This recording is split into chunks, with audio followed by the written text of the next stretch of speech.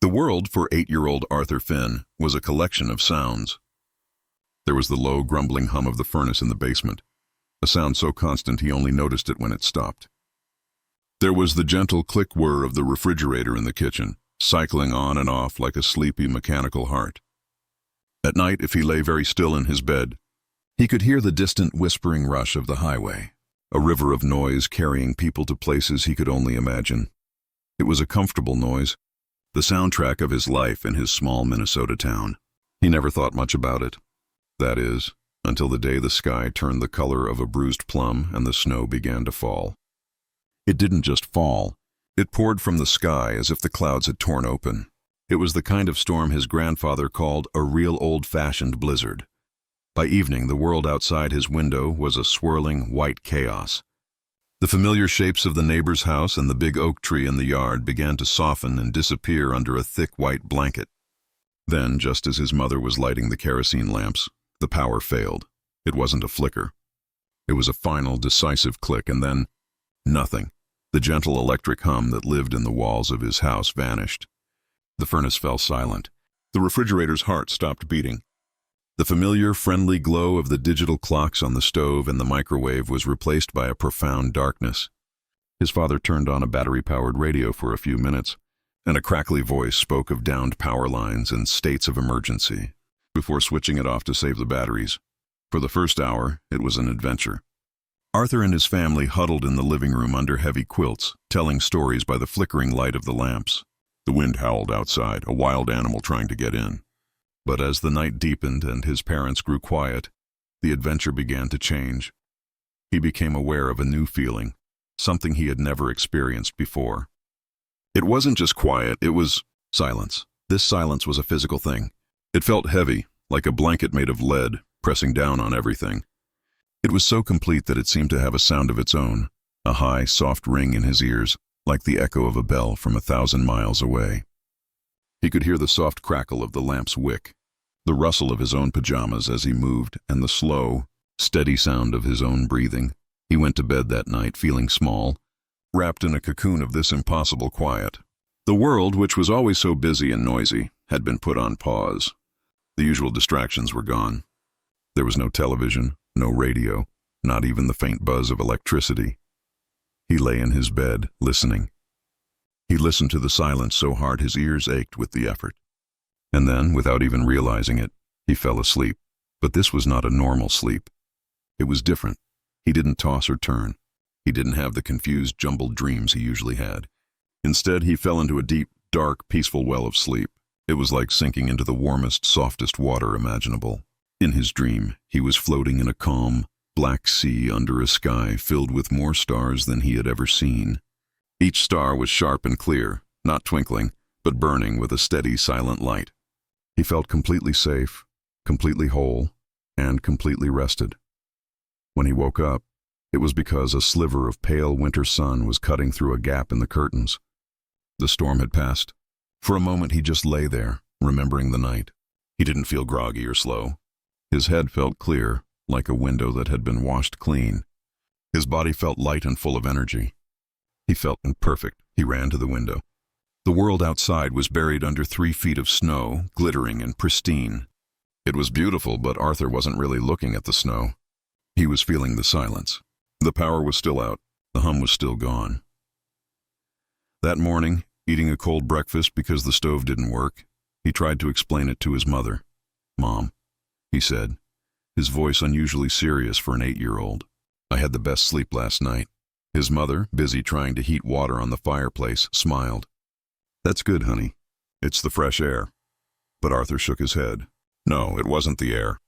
It was the quiet. The real quiet. His mother nodded, not really understanding. For her, the silence was an inconvenience. For Arthur, it was a discovery. That day, as the town began the slow process of digging out, a quiet obsession took root in Arthur's young mind. It was a small seed planted in the deep soil of that silent, star-filled night. He didn't have the words for it yet, but he had the feeling. He had felt the direct, powerful link between the deep silence outside and the perfect peace inside his own head. He didn't know that this single night would become the compass for his entire life. He was just a boy who had heard the world turn off, And in that magnificent silence, he had found a secret. And he would spend the rest of his life trying to find his way back to it. 20 years is a long time. The boy who loved the silence of the snow grew up. The world, as it often does, filled in the quiet spaces. Arthur Finn became Dr. Arthur Finn, a neurologist, a brain doctor. He worked in a busy city hospital, a place that was the exact opposite of that silent, snow-blanketed night. His world was now a symphony of noise. The constant, high-pitched beep-beep-beep of heart monitors was the rhythm section. The squeak of rubber soles on polished floors was the percussion. The low murmur of worried families and the crackle of the intercom provided the never-ending melody. It was a world of urgent sounds, and Arthur was right in the middle of it. He was good at his job. He had a calm manner that put people at ease. But his colleagues noticed something about him. During quiet moments, he would often get a distant look in his eyes. His head tilted slightly, as if he were listening to something they couldn't hear. The truth was, he was. Underneath the obvious hospital sounds, Arthur could hear a deeper, more persistent problem. It was a problem that walked into his office every day, wearing the tired faces of men and women who had forgotten how to sleep. There was Mrs. Gable, a sweet elderly woman who hadn't had a full night's rest in 5 years. "My mind just won't shut off, doctor," she'd say, her hands trembling slightly. It's like a radio stuck between stations, all static and noise. There was Ben, a young taxi driver, whose eyes were red-rimmed with exhaustion. "I drive all night with the city lights and noise," he explained. "When I get home, it's like the noise is still inside my head. I just lie there staring at the ceiling." Arthur would listen patiently. He would prescribe the usual things: sleep hygiene schedules, meditation apps, sometimes mild sleeping pills. He'd tell them to avoid caffeine, to make their rooms dark and cool. And sometimes it worked a little. But often it didn't. He'd see the same tired faces return, their hope a little dimmer. He started to feel like a mechanic handing out Band-Aids for a broken engine. The real problem, he began to believe, wasn't just inside their heads. It was outside, all around them. The world was too loud. It wasn't just the noise you could hear with your ears, the traffic, the sirens, the televisions. It was a deeper, more constant hum. The low-frequency vibration from air conditioning units, the electrical buzz from power lines, the invisible thrum of Wi-Fi and cell phone signals. It was a constant, low-level attack on the nervous system, a hum that never ever stopped. It was the same hum that had been absent during the blizzard. One afternoon, during a department meeting, he finally voiced his thoughts. The room was filled with other doctors, all brilliant and respected. "We're treating the symptoms," Arthur said, choosing his words carefully. "But I think we're missing the root cause. Our environment is hostile to sleep. There's a constant sensory burden, a hum that prevents the brain from sinking into its deepest, most restorative states. What if, instead of drugs, we could find a way to counter that hum, to create a kind of curated silence?" The room was quiet for a moment. Then Dr. Evans, a senior neurologist with a kind but skeptical face, leaned forward. "Arthur," he said gently, as if talking to a child who had just suggested they fight crime using fairy dust. "That sounds a bit metaphysical. Curated silence? We are doctors. We deal in biology and chemistry. We have EEG machines that show us brainwaves, not sensory burdens." A few others chuckled softly. One of his younger colleagues, a woman named Lisa, tried to be supportive. "Arthur is just thinking outside the box. Environmental factors are important. But a hum?" Another doctor countered. "People have lived in cities for over a century. This isn't new. We need to help our patients adapt, not chase after some perfect, silent past that never existed." The meeting moved on to discuss drug trials and new insurance paperwork.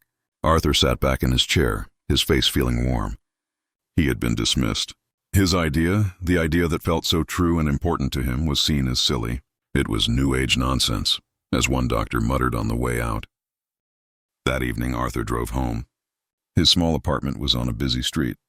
He closed the door, leaned against it, and listened.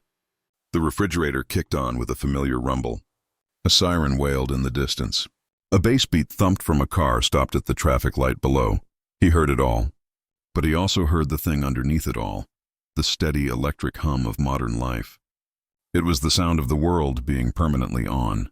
He was a doctor, a man of science, but he felt like a failure. He was failing Mrs. Gable and Ben, the taxi driver. He was failing all the people who just wanted a good night's sleep. Most of all, he felt utterly alone. He was hearing a problem, a noisy, persistent problem that was making everyone sick, and he seemed to be the only one who could hear it. He walked over to his desk, where a small framed photograph sat. It was a picture of his 8-year-old self, standing in front of a giant snowdrift, a huge smile on his face. He picked it up, tracing the glass over his young, joyful expression. That boy had known the secret. He had experienced the cure, and the man he had become was being told the secret wasn't real. He put the photo down, a new, stubborn feeling rising in his chest. If they wouldn't listen to him in the hospital, he would have to find the answers himself. He didn't know how or where, but he knew with a certainty that settled deep in his bones that he was right. The hum was real, and he was going to find a way to silence it. The dismissal from his colleagues was a deep, aching bruise. For weeks, Arthur moved through the hospital like a ghost. He did his job with quiet efficiency, but the spark was gone. The beeps and hums of the hospital, once just background noise, now felt like a personal taunt. He was surrounded by the very problem he was powerless to solve. His own sleep began to suffer. He would lie in his dark apartment, the city's glow painting his ceiling a dull orange, and listen. The refrigerator's cycle, the distant thrum of the freeway, the buzz of the streetlight outside his window, it all merged into a single, relentless wall of sound. It was the hum, and it was keeping him, the sleep doctor, awake. In his frustration, he started looking for answers in strange places. Modern medicine had shut its door on him, so he began to wander through the dusty, forgotten aisles of older ideas. He spent his evenings at the city's old library, in the section nobody visited anymore. He pulled down heavy books bound in cracked leather, their pages smelling of dust and time. He wasn't looking for magic. He was looking for a different way of thinking. He read about ancient doctors who used music to calm the mind, and tribal cultures that used rhythmic drumming to induce trance-like states.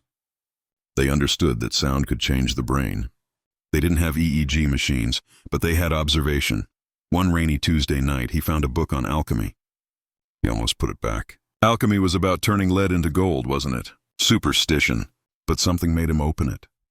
The pages were filled with strange, beautiful drawings, winged serpents, glowing suns, and mysterious symbols. His eyes fell on one symbol in particular.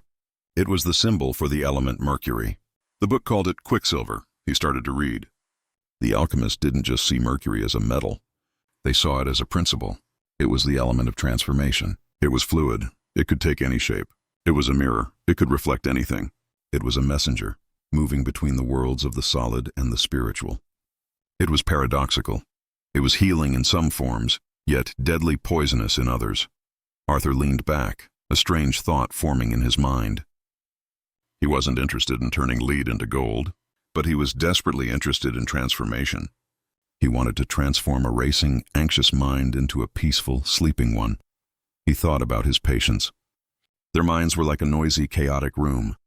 Sleeping pills were like throwing a heavy blanket over the noise. It muffled it, but the noise was still there, and the blanket came with dangerous side effects. What if the answer wasn't to block the noise, but to transform it? What if, like the element Mercury, there was a frequency that could act as a mirror? A sound that could reflect the brain's own chaos back at itself in a way that canceled it out? Or a frequency that was fluid, able to flow into the spaces between the noisy thoughts and calm them? He grabbed his notebook, his pen flying across the page. He wasn't thinking like a doctor anymore. He was thinking like a detective, an explorer. The world's noise is the lead, he wrote. Restful sleep is the gold. What is the mercurial agent that transforms one into the other? It can't just be silence. The brain needs a guide. It needs a key. He remembered the perfect silence of the blizzard.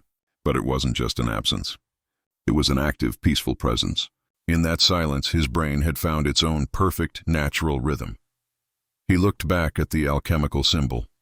It also represented the planet Mercury, the closest planet to the sun, a place of extremes, of burning heat and freezing cold. A silent, barren rock bathed in the immense energy of a star. A phrase popped into his head, fully formed, as if it had been waiting there all along. It was poetic and unscientific, but it felt right. Mercury, he whispered to the quiet library, the place where silence meets the star. To him, silence was the deep, restorative peace of sleep. The star was the active living energy of the brain.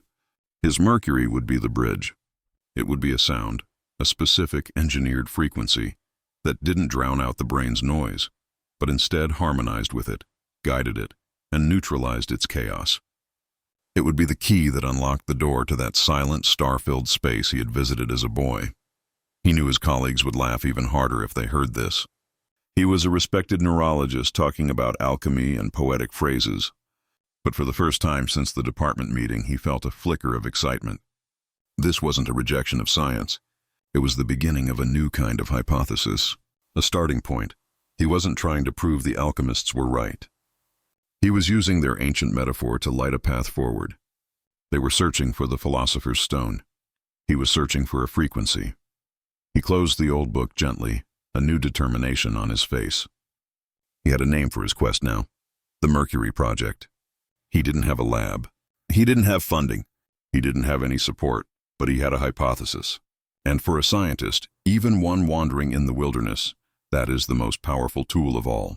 It was the first small spark of light in the overwhelming darkness. The decision was made. If the world of white coats and prestigious hospitals wouldn't have him, he would build his own world.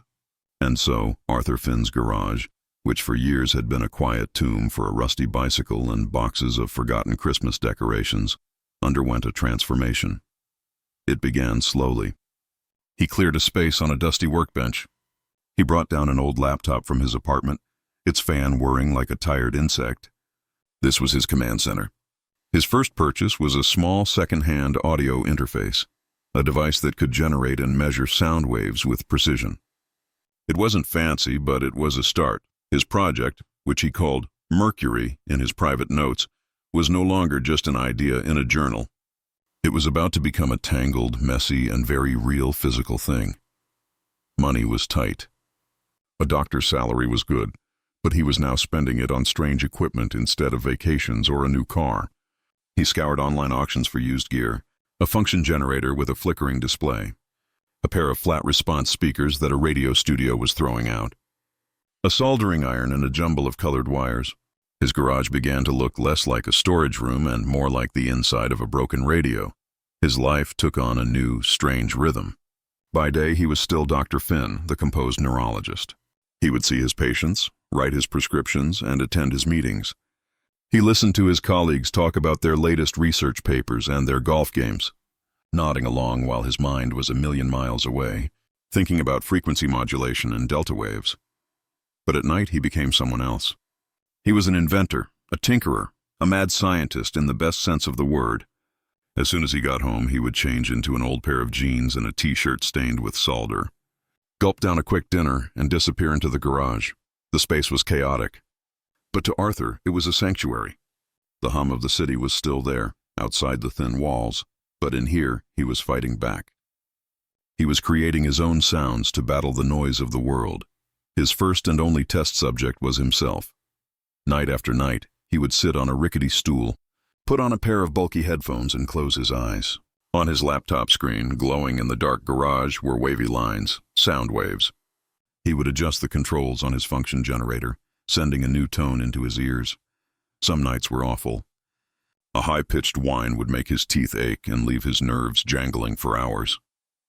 A low, pulsing drone would give him a throbbing headache. There were times he would rip the headphones off in frustration, his ears ringing, feeling more awake than ever. He would stare at the chaotic mess of wires and machines and wonder if he was just a fool, a grown man chasing a childhood memory in a dusty garage. The fight with Clara left a cold silence in the house that was louder than any noise from the garage. For days they moved around each other like polite strangers. The garage, once his sanctuary, now felt like a place of punishment. He was tired, really tired, in a way that coffee couldn't fix. His eyes had permanent dark circles, and his hands had a slight tremor from too much caffeine and too little real rest. He had been testing frequencies for over 2 years. 2 years of dead ends, of headaches, of hopelessness. The data on his laptop was a graveyard of failed ideas, hundreds of sound files with names like Pulse Mod 12 Hz fail and Brown Noise Variant useless. He was running on nothing but stubbornness. One Friday night, it all came to a head. It had been a terrible day at the hospital. A patient he had been trying to help for months had given up on therapy, telling Arthur his methods were useless. The memory of that patient's defeated face followed him home. That evening, Clara told him she was going to stay with her sister for the weekend. She needed some space. She didn't say for how long. The look in her eyes wasn't anger anymore. It was a quiet, final sadness. It scared him more than any argument. After she left, the emptiness of the apartment was suffocating. He felt like a complete failure, as a doctor, as a husband, and as an inventor. He stumbled into the garage, not with hope, but with a kind of desperate, last-ditch fury. He was going to try one more time, and if it didn't work, he would pack it all in. He would throw every wire and circuit board into the trash and try to salvage what was left of his life. He slumped onto his stool, his body heavy with exhaustion. He didn't even bother with his careful notes. He just started turning dials at random, creating a chaotic, unpleasant screech in his headphones. He was about to slam his fist on the table when he stopped himself. He took a deep, shaky breath. "Stop," he whispered to himself. Just stop. He thought back to the blizzard. He didn't force the silence. It had just happened. It was natural. Maybe he was trying too hard. Maybe he was creating more noise instead of less. He cleared his laptop screen and started from scratch. He went back to the most basic, fundamental rhythm of sleep, the delta wave.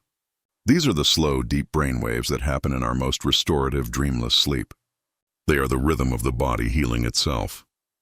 He set his generator to produce a pure, low tone at 87.3 hertz. It was a number he had settled on after reading an old, obscure study about the resonant frequency of the human skull. It was a deep, earthy hum, like the lowest note on a pipe organ, but a single tone was boring to the brain. The mind would quickly get used to it and ignore it, the way you stop noticing the sound of a fan. He needed to make it interesting, but not distracting. He needed to mimic the fluid, changing, mercurial quality of natural sleep. So he began to layer. He added a second, much softer tone that wavered ever so slightly around the main one, like a gentle breeze. Then he added a third element, not a tone, but a textured, soft, rushing sound, like distant ocean waves heard from inside a seashell. It was the sound of silence itself. He didn't know if it would work. He was too tired to hope. It was 2:17 in the morning. He was emotionally broken and physically drained. He just put on the headphones, lay down on the old, lumpy couch he kept in the garage, and closed his eyes. The sound that filled his ears was strange. It wasn't a melody. It wasn't like any music he had ever heard. The deep 87.3 hertz hum was the foundation, a solid anchor. The wavering tone danced quietly around it, and the soft, textured silence filled the spaces in between. It was complex, but somehow it was also incredibly simple. It didn't feel like something he was listening to. It felt like something his brain was joining. He felt his breathing begin to slow, matching the slow pulse of the deep tone. The anxious, racing thoughts about his job, his marriage, his failures, they didn't vanish. But they seemed to slow down too. They lost their sharp, painful edges. They became like slow-moving clouds in a vast, dark sky. He wasn't fighting to fall asleep. He was simply letting go. The last thing he remembered was a feeling of immense weightlessness, as if he were sinking into the couch, through the floor, and into the quiet, dark heart of the earth itself. When he opened his eyes, a bright, horizontal line of sunlight was cutting across the garage floor from under the door. He blinked. He felt disoriented. For a moment he didn't know where he was. Then he saw the laptop, its screen now dark, and the headphones still on his ears. He sat up slowly, and then he stopped, frozen by a feeling so foreign he almost didn't recognize it. He felt good. No, it was more than that. He felt clear. His mind was quiet. The constant, low-level anxiety that had been his companion for years was gone. His body felt rested, truly rested, down to his bones. He hadn't slept like this since he was a boy. He hadn't slept like this since the blizzard. He looked at his watch. It was 4:30 in the afternoon. He had slept for 14 hours straight. He stood up, his legs a little wobbly. He took off the headphones and just stood there in the middle of his messy garage, surrounded by the junk that represented years of struggle. A slow smile spread across his face, and then a laugh bubbled up from his chest. A real, joyful laugh he hadn't heard from himself in years. He had done it. He hadn't just found a way to fall asleep. He had found a key. He had unlocked the door. In the quiet of the garage, he whispered the name he had given his quest, but now it felt real. It was no longer just a hypothesis. Mercury. The high from his breakthrough was incredible, but it didn't last long. A single good night's sleep, even one that profound, wasn't proof. Science required repetition. It required another person. Arthur spent the next 2 weeks fine-tuning what he now called the Mercury frequency. He tested it on himself every night. It worked consistently. He would wake up feeling clear-headed and deeply rested. The dark circles under his eyes faded. The constant tension in his shoulders began to loosen.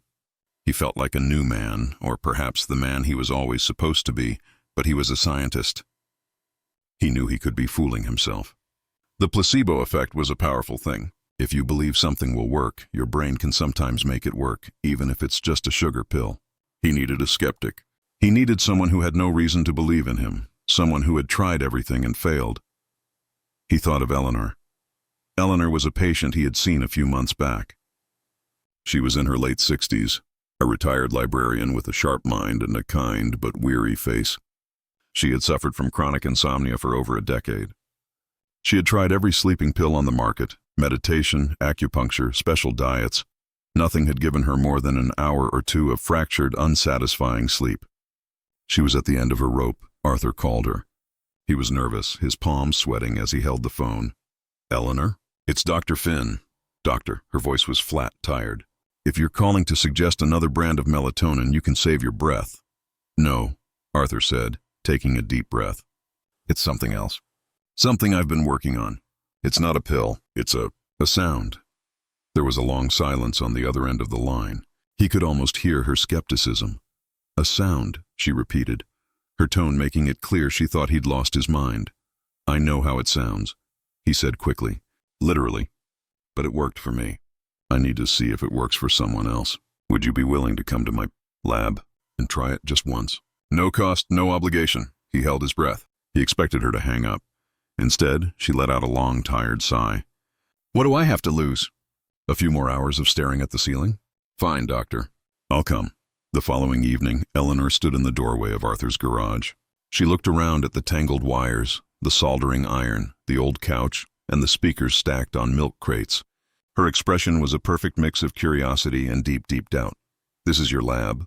she asked, one eyebrow raised. "This is it," Arthur said, a little embarrassed.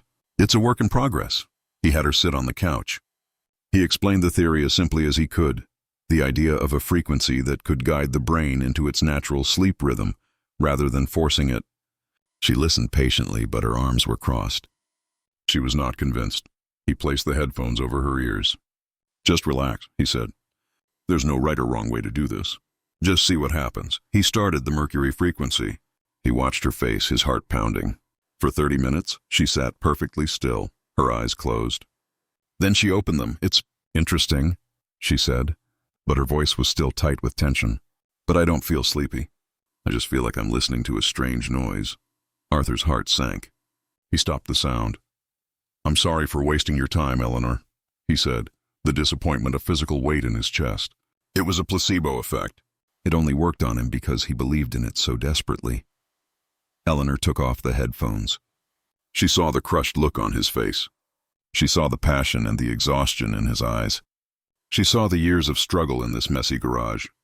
She wasn't just a skeptical patient anymore. She was a human being looking at another human being who was on the verge of giving up. She didn't get up to leave. Instead, she tilted her head. "Can I make a suggestion?" she asked gently. Arthur looked up, surprised. "Of course." The deep part, the hum. "It's very solid," she said, choosing her words carefully. "But the other parts, the wavery ones, they feel a little random. My mind is trying to follow them, and it can't. It's like a bird that can't find a branch to land on." She paused, thinking. "What if you added a pattern? Something gentle and predictable? A heartbeat or a slow pulse?" Arthur stared at her. In all his years of thinking, he had been focused on complexity, on mimicking the chaos of nature. He had never considered the power of a simple primal rhythm. A heartbeat, the first sound any human ever knows. It was the spark. "Eleanor," he said, his voice full of new energy. That's brilliant." He turned back to his laptop, his fingers flying across the keyboard. He added a new layer to the frequency. a very soft, low-volume pulse that beat at a slow, steady rhythm, about 60 beats per minute. It was barely audible, but it was there, a gentle metronomic anchor underneath the other sounds. "Okay," he said, his hand trembling slightly as he offered her the headphones again. "One more time, please?" Eleanor looked at his hopeful face. She nodded, a small, almost imperceptible smile on her lips. She put the headphones back on. Arthur started the new, modified Mercury frequency. He watched her. This time, after only 10 minutes, he saw the change. The tight line of her shoulders softened. Her hands, which had been clenched in her lap, relaxed. Her head tilted slightly to the side. Her breathing became deep and regular. 20 minutes later, Eleanor was fast asleep. A deep, natural, peaceful sleep. She slept on the old garage couch for 2 hours before waking up, blinking in confusion. When she took the headphones off, her eyes were wide. They weren't just rested. They were shining with something Arthur hadn't seen in any of his patients for a very long time. "Hope," she whispered. "I feel hope." Eleanor's sleep was a miracle, but it wasn't a quiet one. She didn't just thank Arthur and go home. She became his first true believer. She told her daughter, who had also struggled with sleep for years. Her daughter came to the garage, and she too slept peacefully on the old couch. Then the daughter told a friend at work, who told her husband. Slowly, a quiet river of tired people began to flow to Arthur's garage in the evenings. It wasn't a flood, just a steady trickle. A tired construction worker named Mark. A young mother named Sarah, whose baby had finally started sleeping through the night, but she had forgotten how.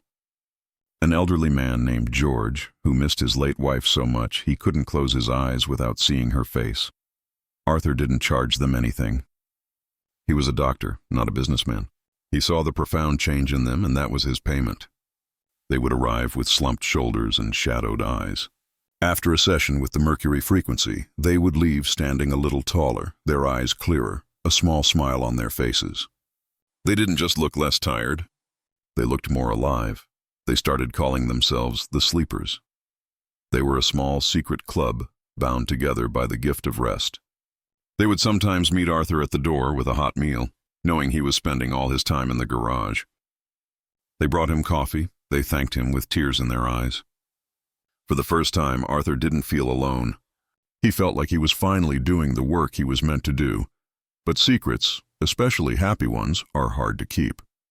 A young local journalist named Liam was having coffee with his mother one Sunday. His mother had friends, and one of those friends was Eleanor's daughter. "You look so rested, Martha," Liam's mother had said. Martha, beaming, had whispered about the sleep doctor and his magical garage. Liam's journalist ears perked up. A doctor running a secret sleep clinic out of his garage. It sounded strange, maybe even suspicious. He decided to check it out, not for a big story, but just to satisfy his own curiosity. He pretended to be an insomniac and booked a session. What Liam found wasn't a creepy scam. It was the opposite. He saw the worn-out couch, the strange equipment, and the kind, exhausted-looking doctor who asked for no money. He saw the patients, normal, everyday people, leaving looking transformed. He put on the headphones himself, not expecting anything. He wasn't even that tired. But 20 minutes later, he woke up from the deepest, most refreshing nap of his life.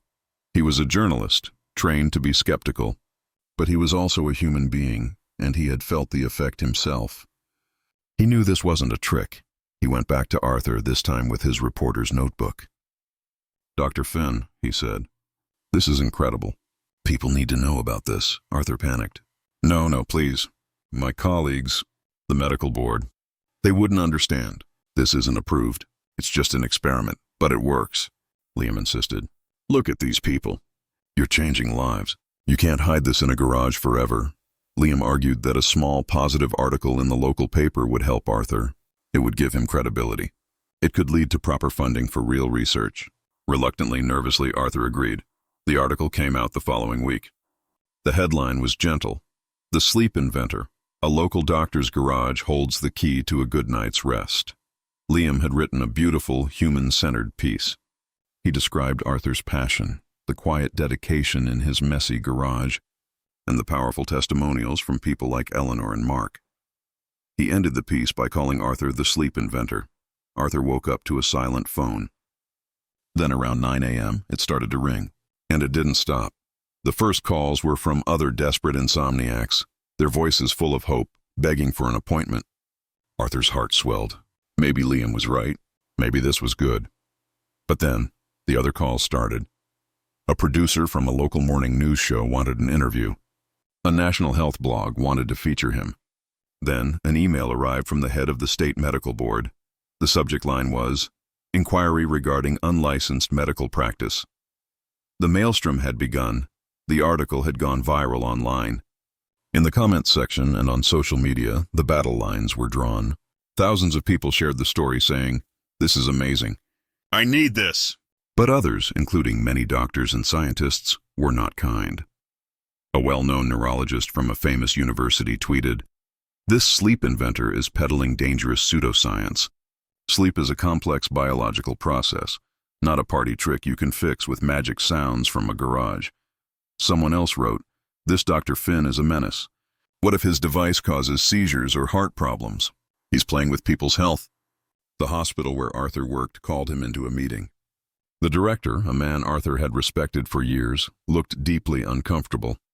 "Arthur, we're getting calls. The board is concerned. This garage project, it's causing a reputational risk for the hospital.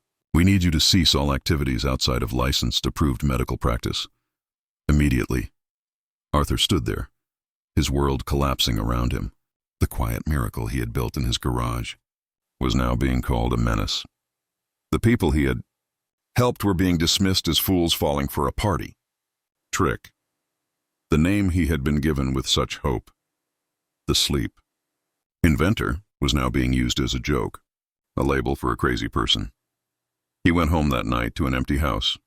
Clara was still at her sister's. The garage door felt heavier than ever. He looked at his equipment, the tools of his dream. They no longer looked like instruments of hope. They looked like evidence. He had wanted to help people. Instead, he had become a target. The walls of his small, safe world were crashing down, and the noise of the criticism was louder and more painful than any hum he had ever tried to silence. The letter from the medical board was formal and cold. It stated that Dr. Arthur Finn was under official investigation for practicing medicine without a license and potential endangerment of public health through the use of unapproved medical devices. He was ordered to cease all activities related to his so-called sleep frequency immediately. A few days later, 2 men in dark suits arrived at his door. They were polite but firm. They were from the medical board and they had a warrant to confiscate his equipment. Arthur had to stand by, his heart pounding, as they carefully unplugged his speakers, his audio interface, his laptop, and his beloved function generator. They packed it all into sterile gray boxes, sealing them with official-looking tape. They took his notebooks, too. The ones filled with years of scribbles, his Mercury hypothesis, his frequency calculations, and Eleanor's brilliant suggestion about the heartbeat pulse. They were taking his thoughts, his memories, his proof. When they left, the garage was silent. Not the peaceful silence of the blizzard, but a hollow, empty silence. The workbench was bare. The room was just a room again, a place for a rusty bicycle and old boxes. The heart of his project had been ripped out. The hospital placed him on administrative leave. It wasn't firing, but it felt like it. He was told to stay away until the investigation was complete. His identity as Dr. Finn, the neurologist, was also gone. Now he was just Arthur, an unemployed, disgraced man in a silent, empty house. The darkness, which his frequency had kept at bay, came rushing back. It wasn't just in the nights. It filled the days, too. He stopped shaving. He stopped answering the phone. The curtains stayed closed. He would sit for hours in his living room, staring at the wall, listening to the hum of the refrigerator, the very sound he had tried to defeat. The doubt began to whisper to him, and it was a much more convincing voice than any critic. Maybe they were right, the voice said. Maybe it was all a placebo. Those people, Eleanor, Mark, Sarah, they wanted to believe so badly that they tricked themselves into sleeping. You didn't invent anything. You just gave them a story to believe in. You're not a scientist. You're a storyteller. A failed one. Clara was right. You were chasing a ghost. A memory of a snowstorm from when you were 8. You threw away your marriage, your career, for a children's fairy tale. He thought about the alchemy book. He had been so inspired by it. Now it seemed foolish. He wasn't a modern-day alchemist. He was a man who had confused ancient superstition for science. He had tried to turn lead into gold, and all he had was a garage full of lead dust. One rainy afternoon, he found a box of old photos. There was a picture of him and Clara, smiling on a hiking trail, their arms around each other. They looked happy. They looked normal. He had traded that for a lonely obsession that had ended in public humiliation. The weight of it all became unbearable. He felt like he was at the bottom of a deep, dark well, and there was no way out. He thought about giving up. Not just on the project, but on everything. The fight was gone.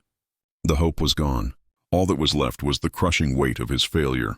He went into the empty garage. The rain tapped softly on the roof.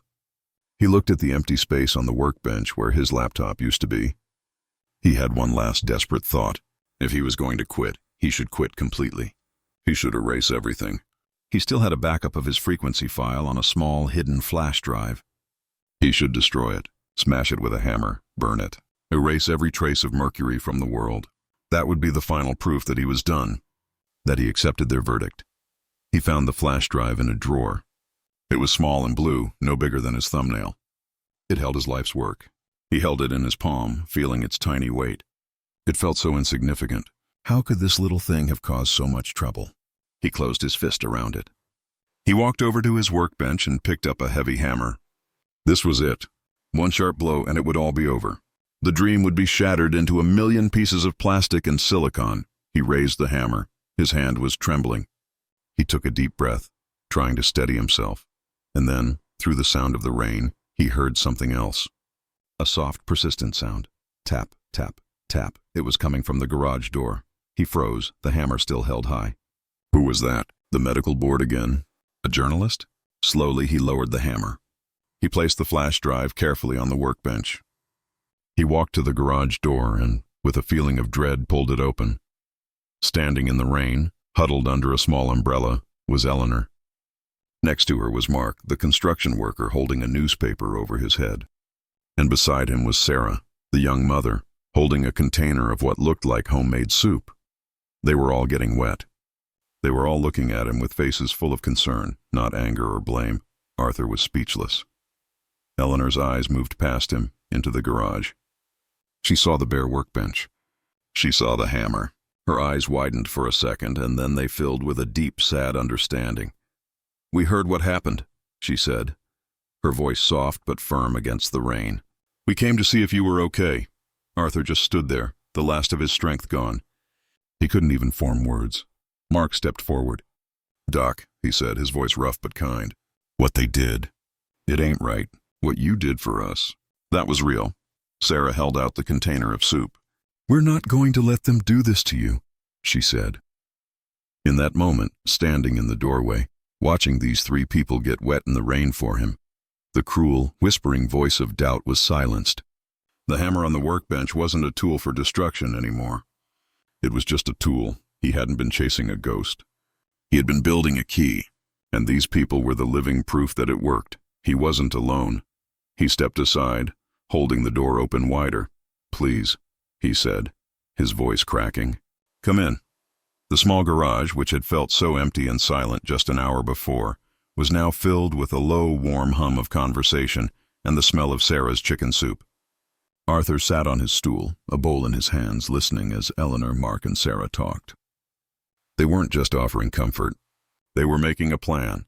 "We can't just let them shut you down, Arthur," Eleanor said, using his first name for the first time. She was no longer just a patient. She was a friend and an ally. "They think this is about a machine. They don't understand it's about us."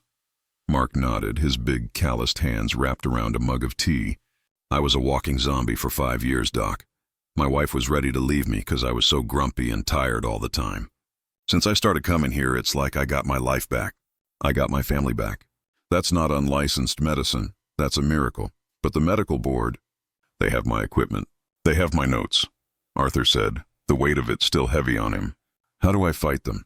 They're a government agency." "You don't fight them with theories," Sarah said, her voice quiet but determined. "You fight them with people. You fight them with proof.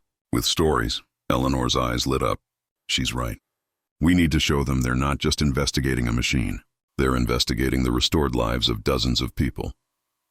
That night, from Arthur's home computer, they began to work.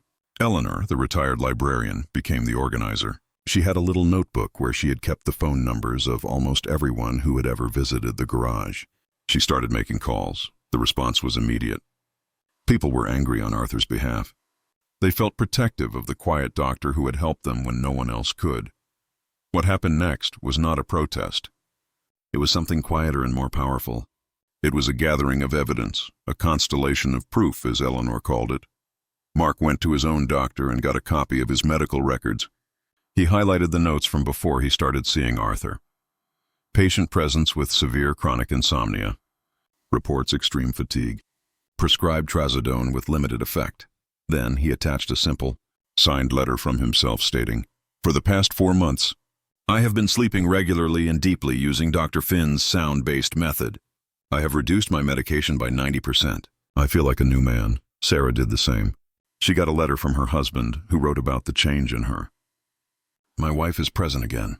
She has the energy to play with our son. The shadow is gone from her eyes." One by one, the emails and letters started pouring into Arthur's inbox. They weren't angry or demanding. They were calm, factual, and deeply personal.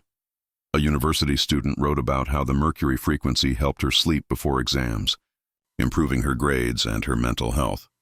A nurse who worked night shifts sent a detailed sleep log, showing the dramatic improvement in her sleep quality after her sessions in the garage. An elderly woman, who Arthur had helped for free, had her son write a letter describing how his mother had stopped needing sleeping pills for the first time in 20 years. They printed everything out. Eleanor organized it all into a clean, clear binder. There were sworn affidavits, medical records, personal testimonies, and sleep logs. It was a mountain of paper, but every page was a life that had been touched, a person who had been helped. Finally, they were ready. Arthur requested a formal hearing with the medical board to review the evidence against him. The day of the hearing arrived. Arthur wore his only suit, the one he hadn't worn since Clara left. He felt small and nervous walking into the sterile official government building. The board members sat at a long table, their faces serious and unreadable, but Arthur was not alone. As he walked into the hearing room, he saw them. Eleanor, Mark, Sarah, and over 30 other people were sitting quietly in the chairs reserved for the public. They didn't hold signs. They didn't shout. They just sat there, a silent, powerful presence. The head of the board, a stern-looking woman, began by listing the charges. The unapproved device, potential for harm, practicing outside the standard of care. When it was Arthur's turn to speak, his voice was shaky at first. He talked about his hypothesis. He explained the frequency. He knew it still sounded strange to them. Then he held up the binder. "But I am not here today to just give you my theories," he said, his voice growing stronger. "I am here to give you the facts. The human facts." He walked to the board's table and placed the heavy binder in front of them. "This contains sworn testimonies and medical documentation from 34 people. These are not opinions. These are records of restored health, of repaired families, of lives given back." He looked over at the people who had come to support him. He saw Eleanor give him a small, encouraging nod. "The device you confiscated," Arthur continued, "is just a tool. The real invention is the result. And the result is in that binder, and it is sitting in this room, looking at you." The head of the board slowly opened the binder. She and the other members began to read. The room was silent except for the rustle of pages. They read the letter from Mark's wife. They read the sleep logs from the nurse. They saw the before and after medical records. They were looking at a constellation of proof, and it was undeniable. The stern expression on the board president's face softened, replaced by one of deep thought. She looked from the binder to Arthur, to the quiet, determined faces of the people in the audience. She closed the binder. "The board will recess to consider this new evidence," she said, her voice no longer cold, but measured and thoughtful. As Arthur walked out of the room, his supporters surrounded him. They hadn't won yet, but they had been heard. The battle wasn't over, but for the first time since the maelstrom began, Arthur felt a flicker of hope. He had learned a powerful lesson. The best proof wasn't always in a lab. Sometimes it was in the grateful eyes of the people you helped. The letter from the medical board arrived 1 week later. Arthur's hands trembled as he held the crisp, official envelope. He sat at his kitchen table, the same table where he and Clara used to have breakfast, and took a deep breath before tearing it open. It was not an apology. It was not an endorsement. The letter was carefully worded by lawyers. It stated that the board had found insufficient evidence to support charges of malpractice or public endangerment. The case was dismissed. However, the letter also contained a strict warning. He was not to represent himself as a medical doctor in relation to his device, and any further development would require formal clinical trials and FDA approval. He was free. He was not exonerated, but he was free. The weight that lifted from his shoulders was immense. It felt like he could breathe properly for the first time in months. He immediately called Eleanor. There was cheering on the other end of the line. They had done it. Together they had faced the giant and made it back down. But what now? He had his freedom, but his hospital career was likely over. His garage lab was still empty. He was still a man with a revolutionary idea and no way to share it. A few days later, an unexpected email arrived. It was from the founder of a small, forward-thinking technology company called Aura. They specialized in biofeedback and meditation wearables. The founder, a young woman named Maya, had followed his story in the news. Dr. Finn, the email read, "We were inspired by your dedication and the powerful testimonials from the people you helped. We don't see you as a menace. We see you as a pioneer. We have the resources for ethical testing, manufacturing, and distribution. Would you be interested in partnering with us to develop your technology into a safe, accessible product for the world?" It was the answer he had been waiting for. This wasn't about proving a point anymore. It was about building a future, Arthur agreed. The partnership with Aura was a perfect fit. He was given a small, clean lab and a team of respectful engineers who saw him as a visionary, not a crackpot. Together, they refined the Mercury frequency. They turned his messy collection of wires and speakers into a sleek, comfortable set of headphones with a small, elegant control pod. They designed an app to guide users. They planned a careful, ethical clinical trial. It was slow, careful, real work. The kind of work that would take years, but it was work that mattered. One evening, about a year after the hearing, Arthur came home to his apartment. It was quiet, but the silence felt different now. It wasn't the silence of loneliness or failure. It was a peaceful, comfortable silence. He had even started dating again, a kind-hearted teacher who loved his passion and his stories. On this particular night, he felt a deep sense of calm. The prototype of the finished device, now called the Aura Mercury Sleep Guide, was complete. The first small batch had been manufactured. One of them was sitting on his coffee table. He picked it up. It was light and fit perfectly in his hand. He didn't need to use it. His sleep was regular now, his mind at peace. But he wanted to. Not as a test, but as a celebration. He put on the headphones and lay down on his sofa. Through the window, he could see the first stars appearing in the twilight sky. He opened the app on his phone and pressed play. The sound that filled his ears was familiar, yet perfected. The deep anchoring hum of 87.3 hertz, the gentle wavering tone dancing around it, the soft, textured sound of rushing silence. And underneath it all, the steady, gentle pulse that Eleanor had suggested, the heartbeat of the invention itself. He didn't feel like he was fighting to sleep. He didn't feel like he was running from the world's noise. He felt like he was being welcomed home. As the frequency wrapped around him, he thought of the little boy in the snowstorm, who had discovered a secret in the silence. He thought of the frustrated doctor who heard a hum nobody else could hear. He thought of the heartbreak and the doubt, and the friends who stood in the rain to save him. He had spent his life trying to get back to that silent, star-filled night from his childhood. He had thought the blizzard was the destination, but now, drifting into a peaceful, deep sleep, he understood. The blizzard was just the map. The journey itself, the struggle, the love, the help from others, was what had built the destination inside him. The Mercury frequency was the key, but the lock was the human heart. He was no longer just chasing a memory. He was living a new one. He had finally arrived at the place he had been searching for all along, the place where the deep, personal silence within him peacefully met the resonant star of his own unwavering idea.